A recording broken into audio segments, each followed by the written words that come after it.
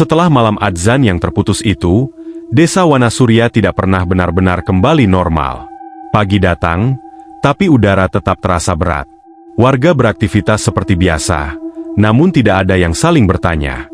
Tidak ada yang berani membicarakan mimpi yang mereka alami semalam. Raka berjalan menyusuri gang sempit di dekat rumah kontrakannya. Di sanalah ia pertama kali menyadari sesuatu yang janggal. Di ujung gang, selalu ada bayangan. Tidak mendekat, tidak bergerak. Hanya berdiri, seolah menunggu. Setiap kali Raka mencoba menatap lebih lama, bayangan itu memudar. Menghilang tepat sebelum bisa dipastikan bentuknya. Bukan manusia. Bukan pula sekedar gelap biasa. Warga yang ditanya hanya menunduk. Sebagian menutup pintu lebih cepat dari biasanya. Jangan terlalu sering melihat ke ujung gang, kata seorang ibu dengan suara hampir berbisik. Karena di Desa Wanasurya, tidak semua yang terlihat ingin dikenali. Dan tidak semua yang mendekat datang dengan langkah. Malam keempat Ramadan pun tiba. Dan bayangan itu kembali muncul. Sejak adzan subuh akhirnya terdengar utuh pagi itu, warga Desa Wanasurya tidak merasa lega. Justru sebaliknya, ada ketakutan baru yang menggantung, lebih berat dari malam-malam sebelumnya. Ketakutan karena mereka tahu, sesuatu telah memberi tanda. Dan tanda itu bukan peringatan terakhir.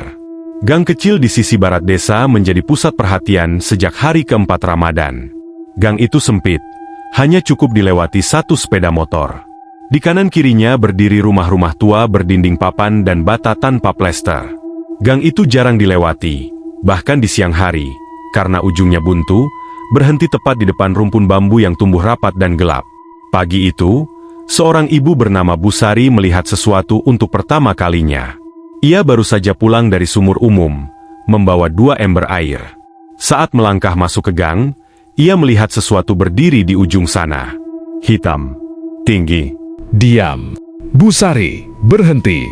Ember di tangannya bergetar, membuat air di dalamnya beriak pelan. Ia menyipitkan mata, mencoba memastikan apa yang dilihatnya bukan bayangan bambu atau permainan cahaya. Tapi bayangan itu tidak bergerak, tidak bergoyang seperti daun, tidak berubah bentuk. Ia berdiri seperti manusia, tapi terlalu tinggi untuk disebut manusia. Busari memanggil pelan. Tidak ada jawaban. Saat ia melangkah 1 langkah lebih dekat, bayangan itu lenyap. Bukan berjalan pergi, bukan berlari. Lenyap begitu saja. Busari pulang dengan wajah pucat. Ia tidak berani cerita sampai sore hari, saat beberapa warga lain mulai mengeluh hal yang sama. Bayangan hitam itu terlihat lagi. Selalu di ujung gang. Selalu diam. Selalu menghilang sebelum disentuh. Raka mendengar cerita itu dari Pak Wiryo setelah tarawih. Malam itu, langit bersih tanpa awan. Bulan menggantung pucat di atas desa, tapi tidak memberi rasa tenang. Dia muncul kalau maghrib lewat, kata Pak Wiryo pelan. Dan subuh hampir tiba. Siapa dia? Tanya Raka. Pak Wiryo menggeleng. Bukan siapa, tapi apa. Malam itu, Raka berdiri di depan rumah, menatap ke arah gang barat. Ia tidak berniat melanggar aturan, tidak melangkah keluar pagar. Ia hanya ingin melihat dari jauh. Dan ia melihatnya. Bayangan itu berdiri di ujung gang, tepat di batas cahaya lampu rumah terakhir. Tubuhnya seperti asap yang dipadatkan. Tidak punya detail wajah. Tidak punya mata yang jelas. Tapi Raka merasakan sesuatu yang membuat dadanya sesak. Bayangan itu sedang melihat ke arahnya. Raka mundur 1 langkah. Bayangan itu tidak bergerak. Ia mundur lagi. Bayangan itu tetap di tempat. Seolah bukan ia yang mendekat, tapi jaraklah yang sengaja dijaga.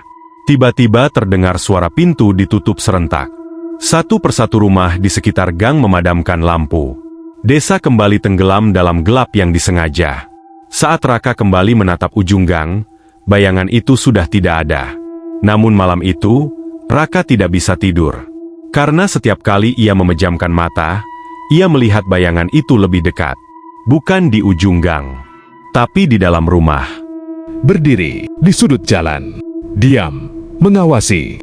Dan saat subuh hampir tiba, Raka mendengar suara langkah sangat pelan, berhenti tepat di depan pintu rumahnya.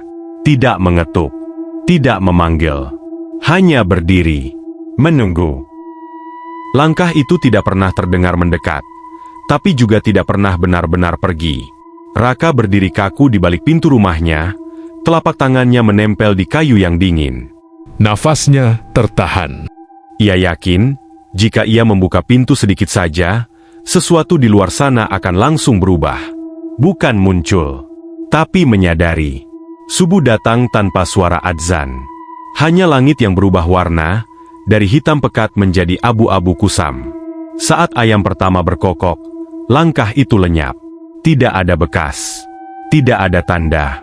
Seolah malam sebelumnya hanya permainan pikiran. Namun desa tahu itu bukan halusinasi. Pagi itu, gang barat ditutup. Bukan dengan garis polisi atau papan larangan. Warga hanya meletakkan bangku kayu dan pot bunga besar di mulut gang, seakan menutup luka yang tidak boleh disentuh. Pak Wiryo memanggil beberapa orang tua desa. Mereka berkumpul di rumahnya, duduk melingkar. Suara mereka sengaja dipelankan meski siang terang. Itu penjaga batas, kata seorang sesepuh bernama Mbah Tarmo. Suaranya serak. Dulu, sebelum desa ini ramai. Batas apa, Mbah? Tanya Raka. Mbah Tarmo menatap ke arah gang. Lama sekali. Batas antara yang boleh dilihat dan yang tidak. Menurut cerita lama, ujung gang barat adalah titik di mana desa pernah meminta perlindungan. Bukan doa, bukan ibadah, tapi perjanjian. Saat itu, desa dilanda pagebluk dan gagal panen. Warga yang putus asa memilih jalan pintas. Mereka menutup satu bagian desa dari dunia luar dan dari dunia dalam. Bayangan hitam itu bukan penunggu yang berkeliaran. Ia penanda. Ia muncul ketika batas mulai dilanggar. Dia tidak mendekat, lanjut Mbah Tarmo, karena tugasnya bukan menyerang, tapi mengingatkan. Malam berikutnya, bayangan itu muncul lagi. Kali ini, lebih jelas. Raka melihatnya dari jendela. Bentuknya lebih padat, seolah malam sendiri menggumpal membentuk tubuh. Jaraknya tetap sama. Selalu berhenti di tempat lampu terakhir yang gagal menerangi. Raka memberanikan diri keluar pagar. Hanya satu langkah. Warga lain menahan nafas dari balik jendela. Bayangan itu tidak bergerak. Tapi udara di sekitarnya terasa lebih dingin. Raka mengangkat tangan, seolah ingin menyentuh batas yang tak terlihat. Sekejap kemudian, lampu-lampu rumah di sekitar gang padam bersamaan. Bukan mati, tapi seperti ditarik kembali oleh kegelapan. Bayangan itu menghilang.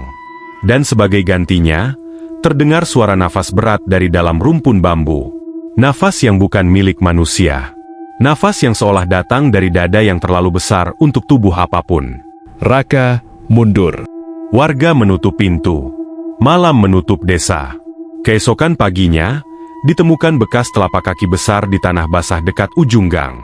Bukan mengarah masuk, tapi mengarah keluar, berhenti tepat di batas yang sama. Sejak malam itu, tak ada lagi yang berani mendekati gang barat. Bayangan hitam tidak muncul lagi. Tapi warga tahu, itu bukan karena ia pergi. Ia hanya kembali ke tempatnya. Menunggu. Menunggu sampai ada yang lupa bahwa batas itu ada, dan mencoba melangkah lebih jauh dari yang seharusnya. Dan di desa Wanasurya, lupa adalah kesalahan yang paling mahal. Sejak malam itu, Raka berhenti mencoba memahami apa yang dilihatnya di ujung gang. Karena di desa Wanasurya, tidak semua yang menampakkan diri ingin didekati. Bayangan itu tidak bergerak, tidak mengancam. Namun kehadirannya cukup untuk mengubah cara orang memandang malam. Raka sadar, apapun yang berdiri di sana bukan datang sendirian. Dan Ramadan masih menyimpan banyak malam yang belum terlewati. Jika kamu masih mendengarkan cerita ini sampai sekarang, itu berarti kamu sudah berjalan sejauh Raka melangkah. Tetaplah di sini. Ikuti setiap malamnya. Karena kisah desa Wanasurya tidak akan berhenti selama Ramadan belum benar-benar usai.